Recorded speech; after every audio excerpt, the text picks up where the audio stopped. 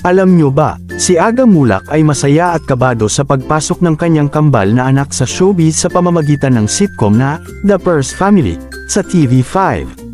Bagamat nag-aalala siya sa mga hamon na haharapin ng kanyang mga anak sa industriya, masaya siya na magkakasama silang magtatrabaho.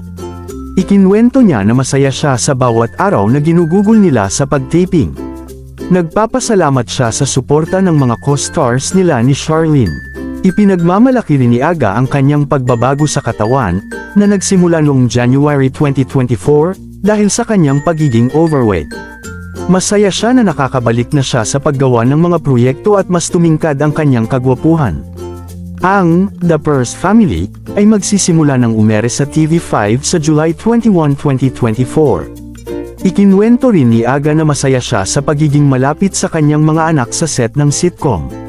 Sa katunayan, halos araw-araw silang magkakasama sa taping, at kapag wala silang ginagawa, karaniwang nasa bahay lang sila o nagkakasama sa mga lakad.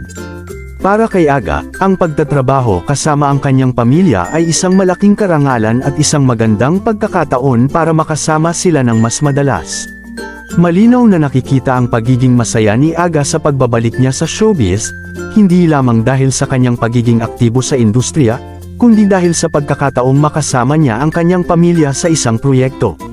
Ang kanyang pagbabago sa katawan ay isang malaking inspirasyon para sa marami, at nagpapakita ng kanyang dedikasyon sa kanyang karera at sa kanyang kalusugan. Ang The First Family ay tiyak na isang proyekto na mapapanood ng buong pamilya, at isang patunay ng pagmamahal at suporta ni Aga sa kanyang mga anak at sa kanilang pagpasok sa mundo ng showbiz. You guys are so big.